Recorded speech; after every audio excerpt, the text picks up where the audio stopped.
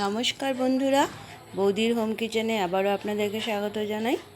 এখানে আপনারা দেখতে পাচ্ছেন আমি একটু সুজি নিয়ে নিয়েছি। এখানে 2 কাপ পরিমাণে আমি সুজি নিয়ে নিয়েছি, আমি যেটুকু বানাবো সে অনুযায়ী। আর এখানে আমি নিয়ে নিয়েছি আলু ডুমডুম করে কেটে, আর গাজর কেটে নিয়েছি। আপনারা চাইলে যা সবজি আছে সেগুলো দিতে পারেন, ক্যাপসিকাম শিমলা মির্চ যেগুলো ইউজ করতে পারেন, কোনো ব্যাপার না। আর নিয়েছি কাঁচা লঙ্কা। আমি এবার কড়াই বসিয়ে দিয়েছি, আপনারা দেখতেই পাচ্ছেন তেলটা খুব ভালো গরম হয়ে গেছে। আমি এর মধ্যে কিছু বাদাম ভাজা করে নেব। আগে বাদামটা ভাজার জন্য আমি তেলটা একটু আগে বসিয়ে দিয়েছিলাম, তেলটা ভালো গরম না হলে বাদামটা ভালো হয় না। সুজির রেসিপিটা আপনারা সকালে টিফিনে বা বিকেলের টিফিনে ইউজ করতে পারেন, হালকা ফুলকা একটা রেসিপি। আশা করি বাচ্চারা এবং বড়রা সবাই ভালো পাবে এই রেসিপিটা। একটু অন্যরকম হবে, সকালের ব্রেকফাস্টেও আপনারা হালকাভাবে যদি কিছু খেতে চান এই রেসিপিটা ইউজ করতে পারেন। আমি এখানে সবজি বলতে শুধু গাজর আর আলুটাই ইউজ করেছি। আপনারা চাইলে অন্য সবজি যদি খান নিশ্চয়ই দিতে পারেন এর মধ্যে ছোটো ছোটো করে কেটে। আমি বাদামটাকে একটু লাল লাল করে ভেজে নিয়ে নেব প্রথমে। দেখুন বাদামটা লাল লাল ভাজা হয়ে গেছে, বাদামটাকে তুলে এক সাইডে রেখে দেব। অবশ্যই আপনারা যারা যারা আমাদের চ্যানেলটিকে দেখছেন সব ভিউয়ার্সদের অনেক অনেক ধন্যবাদ আমাদের সাথে থাকার জন্য। বাদামগুলো তুলে নিলাম, বাদামটাকে সাইডে রেখে দিচ্ছি। এবার আমি এই তেলের মধ্যে একটুখানি সরষা ফোড়ন দিয়ে দেবো। সরষা ফোড়ন দেওয়ার পর অবশ্যই একটু সরে যাবে, কেননা সরষা গরম তেলে করলে পরে ফুটতে এরকম দেখতে পাচ্ছেন আপনারা ভিডিওতে। অবশ্যই একটু সরে যাবেন, নাহলে নাকে মুখে পড়ে যাবে। আর দিয়ে দিচ্ছি কাটা কারি পাতা। সরষা ফোড়ন দেওয়ার পরে কারি পাতাটা দিলে পরে দারুণ একটা স্মেল বেরোয়, আমার খুব ভালো লাগে স্মেলটা, অবশ্যই আপনাদেরও নিশ্চয়ই ভালো লাগবে। আর দিয়ে দেবো এর মধ্যে কেটে রাখা কাঁচা লঙ্কা দিয়ে একটুখানি, কাঁচা লঙ্কার ঝালেই যেটুকু ঝাল হবে একটু হালকা ফুলকা ঝাল হবে। যদি বাচ্চাদেরকে দিতে চান তো কাঁচা লঙ্কাটা এবার দিতে পারেন, কাঁচা লঙ্কাটা না দিলেও হবে। এবারে আমি কেটে রাখা সবজিগুলো একে একে এর মধ্যে দিয়ে ভালো করে একটু ভেজে নেব। আমি আলুটা দিয়ে দিলাম, ভালো করে মিশিয়ে নিচ্ছি আলুটাকে। বাচ্চারা ঝাল খেতে পারে না, খেতে রাখতে হলে আপনারা কাঁচা লঙ্কাটা না দিলেও পারবেন। তারপরে আপনারা কাঁচা লঙ্কা দিয়ে পুরো সুবিধা হবে। গাজরগুলো এর মধ্যে দিয়ে দিচ্ছি। এবার ভালো করে সবজিগুলোকে ভাজা করে নেব, একদম নরম হয়ে সবজিগুলো এইভাবে। এর মধ্যে আমি সামান্য একটুখানি লবণ দেবো, আর কিছু এখন দেবো না। জাস্ট সবজিটা নরম হওয়ার জন্য একটুখানি লবণ দিয়ে ভালো করে মিশিয়ে নেব। সবজিটাকে একটু হালকা ভাজা করে নিতে হবে। স্টিমটা আমি গ্যাসের কমই রেখেছি, কেননা বেশি স্টিম দিলে সবজিটা লাল হয়ে যাবে, যেটা আমি করতে চাইছি না। ভাজা হবে বাট ওরকম লাল হবে না। এবার আমি এটাকে একটু ঢাকা দিয়ে দিচ্ছি সবজিটা একটু নরম হয়ে যাওয়ার জন্য। এবার আমি আরেকটা কড়াই নিয়ে নিয়েছি, সেটার মধ্যে আমি সুজিটাকে একটু ভেজে নেব। এবার এর মধ্যে তেল টেল কিছুই দেবো না, কম স্টিমে সুজিটাকে ভাজবো। সুজিটা যাতে লাল না হয়ে যায়, সাদাই থাকে, সেইটা আপনাদেরকে খেয়াল রাখতে হবে। একটু স্টিমটা কম রেখে কন্টিনিউ একটু সময় নাড়তে হবে, কমসে কম 2-3 মিনিটের মতন সুজিটাকে ভালো করে নেড়ে চেড়ে একটু ভাজা করে নিতে হবে, যাতে সুজিটা লাল না হয়ে যায়। সেই জন্য একটু নাড়াচাড়া কন্টিনিউ করতে হবে আপনাদেরকে। এইভাবে আমি সুজিটাকে কম স্টিমে ভেজে নেব। তো অবশ্যই আপনাদের কাছে আমার এটা রিকোয়েস্ট রইল, আমাদের চ্যানেলটিকে বেশি করে আপনারা লাইক করুন এবং কমেন্ট করুন। অবশ্যই সাথে আপনারা নতুন যারা সাবস্ক্রাইব করবেন অবশ্যই বেল আইকনটি প্রেস করতে ভুলবেন না। এইভাবে দেখুন আমি কম স্টিমে সুজিটাকে ভেজে নিচ্ছি,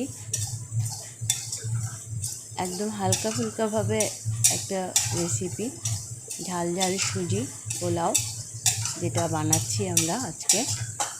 আপনারা এটা সকালে হালকা ব্রেকফাস্টে বা বিকেলে হালকা টিফিনে বা অতিথিরা কেউ এলে বাড়িতে অবশ্যই এই রেসিপিটা বানিয়ে তাদেরকে দিতে পারবেন। দেখুন আমি যে সুজিটা ভাজা করছি একটু কিন্তু লাল হতে দিচ্ছি না, কন্টিনিউ নাড়াচাড়া করছি। লাল হবে না, বাট সুজিটা ভাজা হয়ে যাবে, সেই দিকে খেয়াল রাখতে হবে। সেই জন্য গ্যাসের স্টিমটা অবশ্যই কম রাখবেন। আমাদের এখানে বৃষ্টি হচ্ছে, আপনাদের এখানে কী হচ্ছে জানি না। ওয়েদার তো বলছে অল ইন্ডিয়া বেসিস বৃষ্টি। এদিকে কিন্তু আমার সবজিগুলো আস্তে আস্তে নরম হতে শুরু করেছে। সবজিটাকেও আমি কম স্টিমে বসিয়ে রেখেছি নরম হওয়ার জন্য, কেননা নরম না হলে এটা ভালো লাগবে না খেতে। এভাবে ভালো করে নাড়াচাড়া করে সুজিটাকে ভেজে নিতে হবে। আমাদের গাছে ফুল ফুটেছে, খুব সুন্দর কালার এবং একদম বড় বড় হয়ে ফুলগুলো ফুটেছে। এটা আমাদের বাগান, ছোটো মোটো একটা বাগান আমাদের বাড়ির সামনে উঠানের মধ্যে। খুব বৃষ্টি হয়েছে, চতুর্দিক ভিজে আছে পুরো।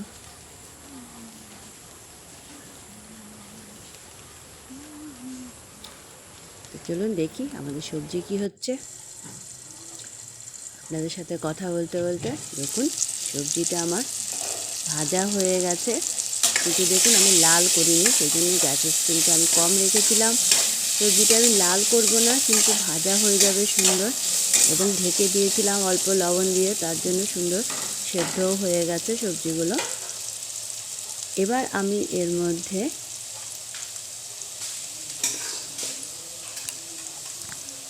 যখন সবজিটা ভালো ভাজা হয়ে গেছে দেখব, আমি সুজিটা যেটা ভেজে রেখেছিলাম সেটা এর মধ্যে দিয়ে দিব। গ্যাসের স্টিমটা আমি এখনও কমই রেখেছি। এবার সুজির সাথে ভালো করে সব সবজিগুলোকে মিশিয়ে নেব। গ্যাসের স্টিমটা কম রাখার কারণ হলো সুজিটা লাল হবে না, কারণ সুজি গ্যাসের আগুনে চট করে লাল হয়ে যায়, সেই জন্য গ্যাসের স্টিমটা কম রাখা। আমি সুজিটাকে লাল করব না, সেই জন্যই এইভাবে ভালো করে সুজিটাকে সবজির সাথে মিশিয়ে ভেজে নিতে হবে।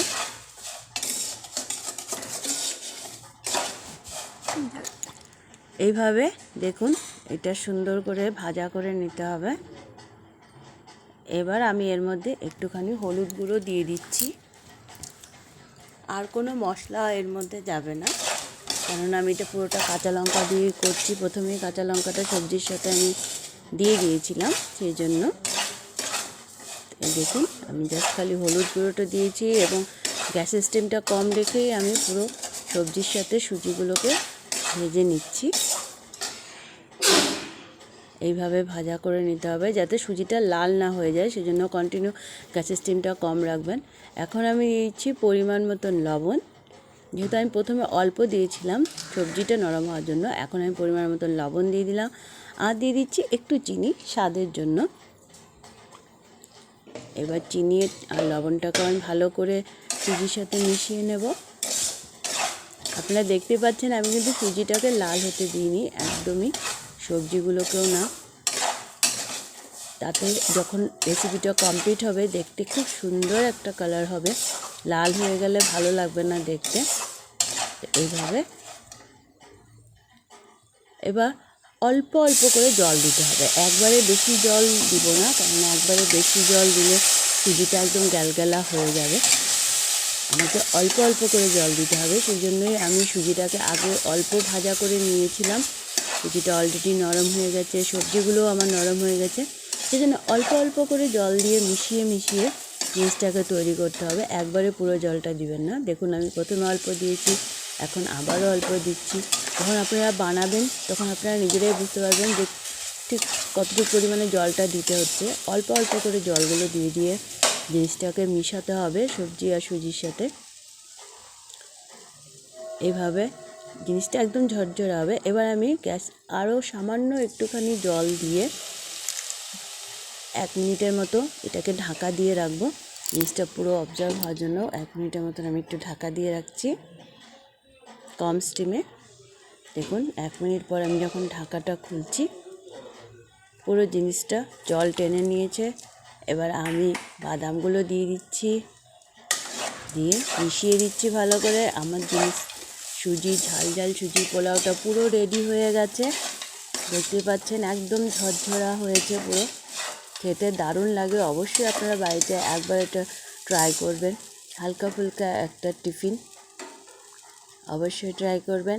এবার নামাবার আগে আমি আরও একটা জিনিস দিয়ে দিচ্ছি সামান্য একটুখানি লেবুর রস, 1 চামচ মতো লেবুর রস।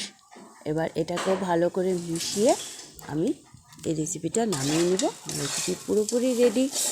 অবশ্যই আপনারা আমাদের চ্যানেলটিকে বেশি করে লাইক করুন, শেয়ার করুন আপনাদের বন্ধুবান্ধবদের সাথে এবং কমেন্ট করুন। আর সাবস্ক্রাইব করলে অবশ্যই বেল আইকনটি প্রেস করতে ভুলবেন না। তো আমার ঝাল ঝাল সুজির পোলাও রেডি। আমি এবার এটাকে নামিয়ে নিই। চলুন, এই দেখুন আমি নামিয়ে নিয়েছি। দারুণ একটা কালার হয়েছে, সেই জন্যই অল্প অল্প করে জল দিয়েছিলাম। তা আজকে এতটুকুই। নতুন রেসিপি নিয়ে আবার আসবো। ধন্যবাদ।